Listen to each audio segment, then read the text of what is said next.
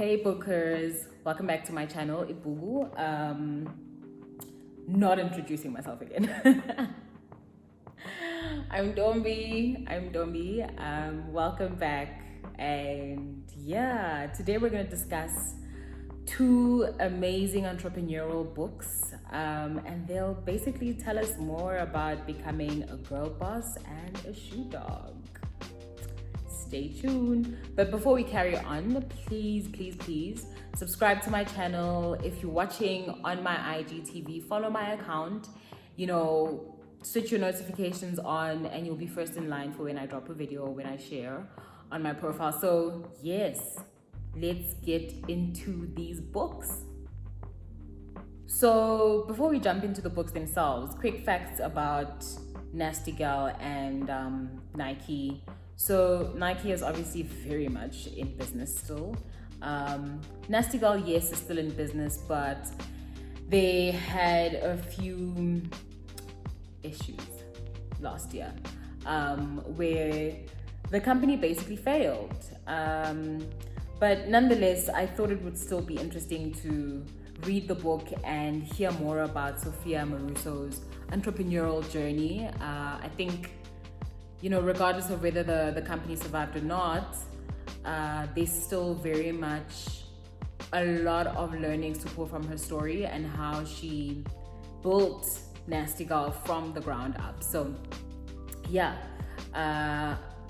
that's why I basically touched onto both of these books, and I decided to kind of review both of them at the same time because yes, they are about entrepreneurs that built their companies from the ground up, entrepreneurs that started young and kind of just latched onto this crazy dream idea that they had and ran with it. I guess it goes without mentioning that there's a lot of passion that has driven both of these companies. So, really diving into that and figuring out what it takes to build a global brand, what it takes to build a brand that becomes so much a part of culture. I think Nike is it is probably one of the most recognizable brands out there. I work in advertising, so a brand like Nike and how it's come up, and you almost cannot miss it. You cannot miss it anywhere. And yeah, it's one of those brands that I suppose any entrepreneur would admire. Nasty Gal, on the other hand, is a company that I knew nothing about. I won't even say very little. I did not know about Nasty Gal. I did not know about Sophia Amoruso. But this is a book that was recommended and suggested to me by someone. I can't remember who it was exactly, but I met this person via work. I think we were interviewing them. Anyways, whatever. Book was recommended, and I was like, maybe I'll check it out, and see what it's about, who this Sophia Amoruso chick is, and learn more about her entrepreneurial journey. So I kind of checked it out of interest, not really for any other reason, but I'm glad I did because it was quite a fun read. It was a nice way to find out about her journey. She writes about, her story is told in such a fun, nonchalant way. I kind of started doing this job and that job, and it all kind of trickled back to selling vintage clothes.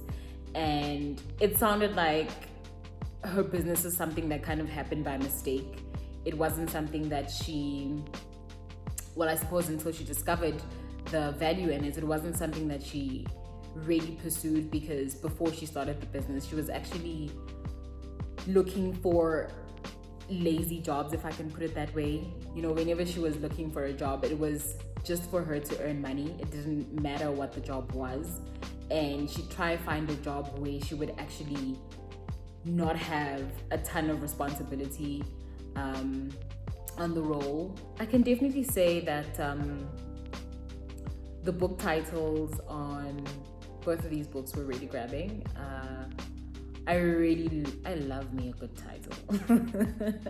A title that makes you really wonder about, like what this book is about. Who is this person? And Shoe Dog, Nike, like you kind of make the connection, but at the same time you know that there's way more behind that title. So Shoe Dog, Girl Boss, I loved both of these titles. I think they're quite catchy, and I think they ring true to what the story really is about. So if you saw this book and you were ever like, this is a cool title, this is an interesting title, it might be something I want to check out, I definitely say go check it out. I really loved how these stories both presented a unique set of surprise elements to them. I think I'm not going to say most entrepreneurial memoirs or books kind of follow the same story. Well, obviously they tell you all about, why they started the company and how the company started and how it all came about. That's almost standard, right? But I really, really loved how these stories kind of filter through to all of the different people that influence the business. And in both accounts, right? So with Shoe Dog, you had Phil's coach in high school who actually was obsessed with making the right spike, making the right running shoe. His dad, and how his dad kind of, lived his life working in corporate, and how that influenced why and how Phil went about pursuing Nike, and how he basically got his parents' support in that. I really loved how his sense of adventure and curiosity and traveling influenced the business as well, and how he approached negotiation, how he approached relating with the Japanese and how the Japanese do business.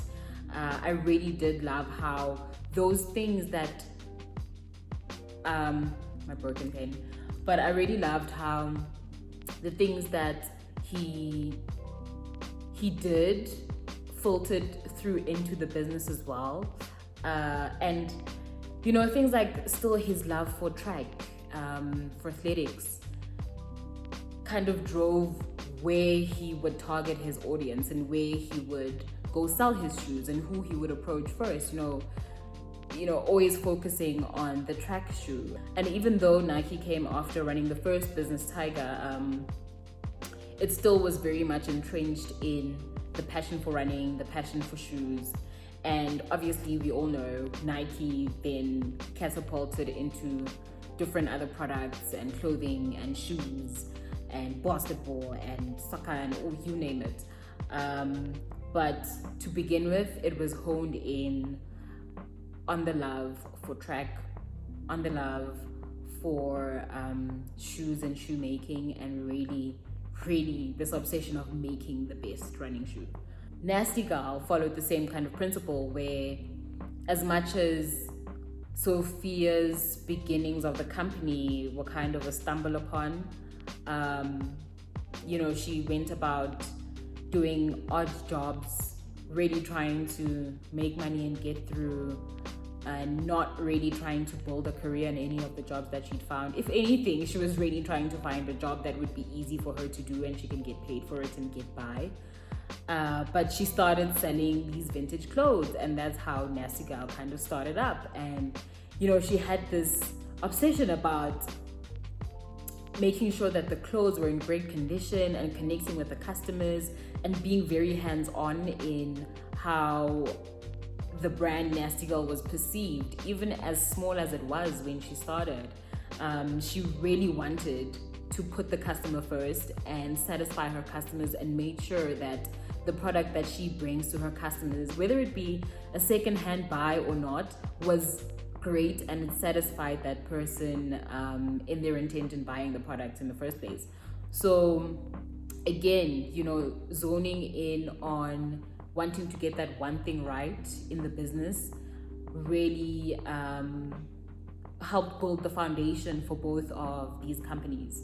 Sophia and Phil Knight have very unique entrepreneurial stories to tell, but yes, I think the both of them tried a crap load of different things, or were influenced by a crap load of different things before they succeeded, you know, in their own terms of what success is, before they really got to a point where they had made it to a point where they felt like the company was on safe and stable ground. I mean, sure, Full Night and getting investors and making sure that the shoes were being shipped from Japan and, you know, coming into the US for him to sell, and kind of navigating having other competitors around was quite something to read about.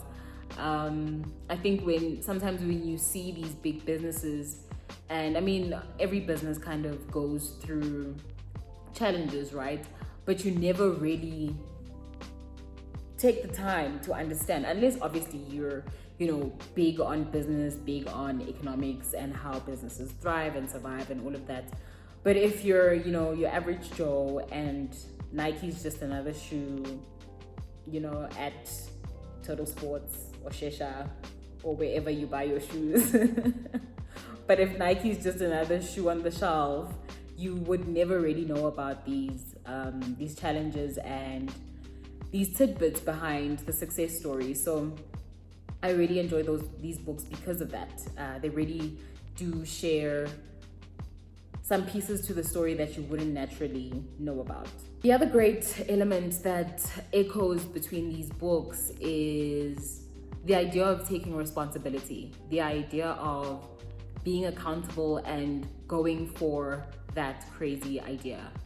What also comes through very strongly is the notion that time spent focusing on someone or something else can be better spent focusing on yourself. So, you know, just not being too distracted by things that are happening around you, or things that are happening around your business, or things that are happening around this idea that you may have, but rather focusing on that, focusing on the idea, focusing on the dream, focusing on your business, and focusing on really wanting to improve, really wanting to, you know, take 10 steps further, and not kind of stopping because of external elements. I really took a lot out of that as well, because I think sometimes we get so distracted by everything around us and everything that may be impacting us, but you know, inevitably these things make us lose focus on ourselves, make us lose focus on these things, ideas, businesses that we're trying to build, right?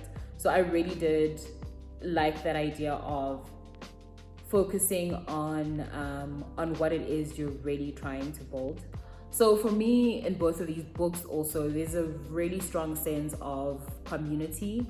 And by community, I mean building your circle, finding your people, finding your tribe, finding people who will not only just believe in what you're trying to do, but people who will help you build it, people who will be your right-hand men and women, and people who will feed into your idea positively. I think both of these businesses kind of thrived because of that.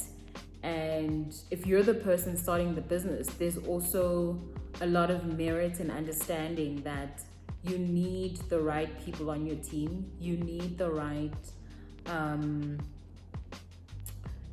resources to make your idea work, right? You can't do everything yourself.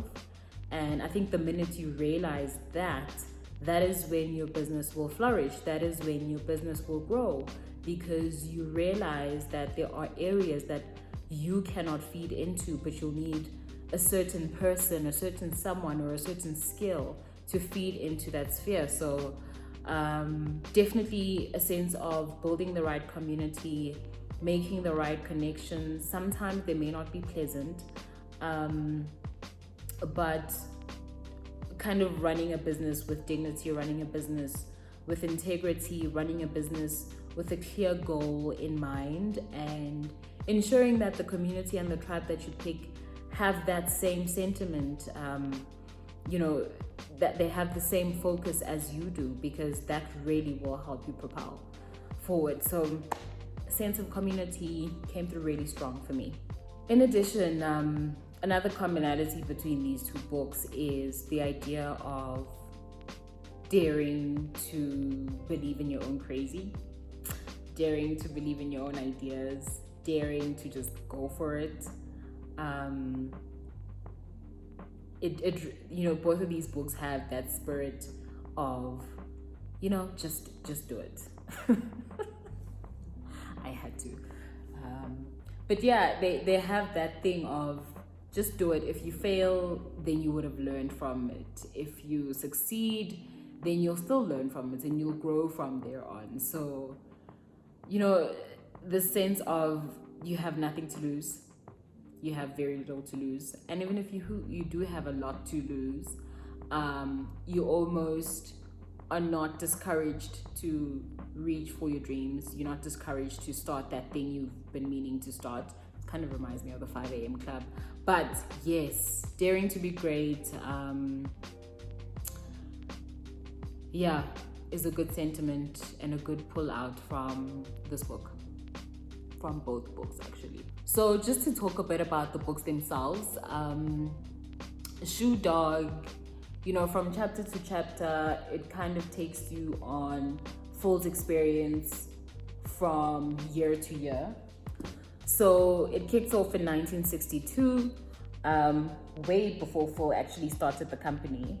But it takes you through how he finished his schooling and his ambitions to travel, and telling to his dad about taking that gap year and working other jobs in between. And it takes you all the way through to about 1980. And I mean, at that point, Nike had started, and they were quite successful. I must say that the book lost me towards the end, I won't lie. I think it started feeling a bit humdrum. Maybe it was just how the story was told towards the end. I can't really say, but it kind of lost me towards the end. Yeah. But I think the overall story was well told. I quite liked the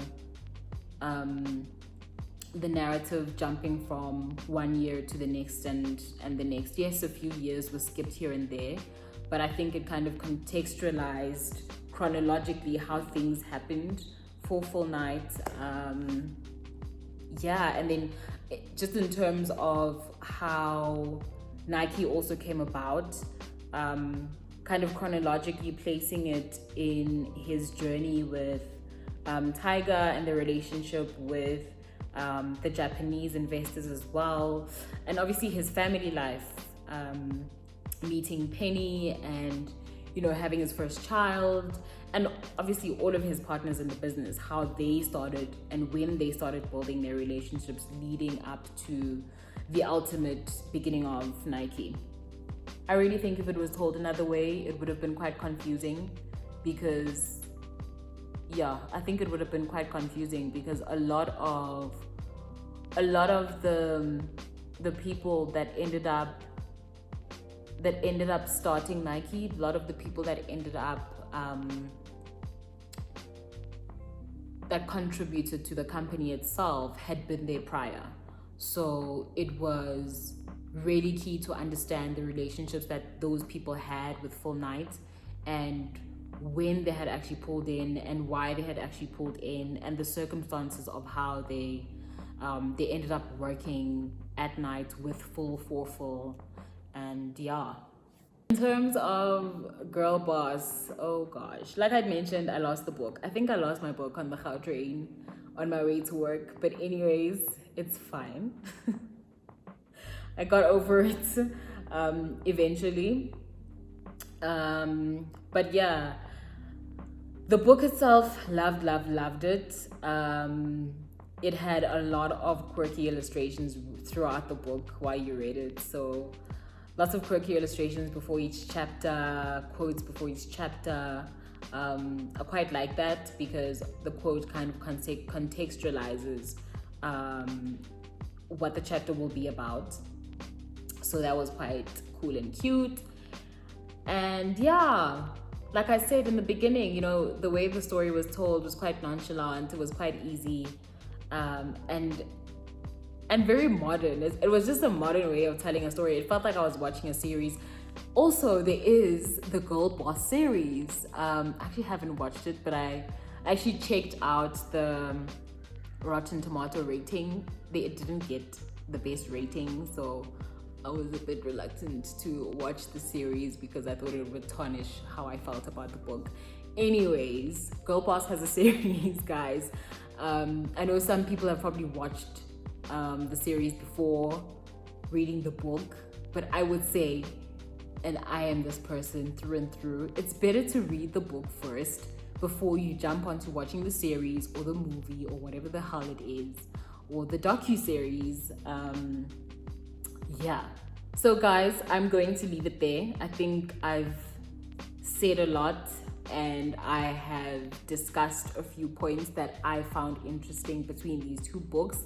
Commonalities, a few things that I didn't really enjoy. But overall, I think I need to start rating books. Let's say out of 10, 10 being really good and 1 being not so great. So having to rate Shoebox, this is off the cuff, like just rating it right now. I would give Shoe Dog, man. I would give Shoe Dog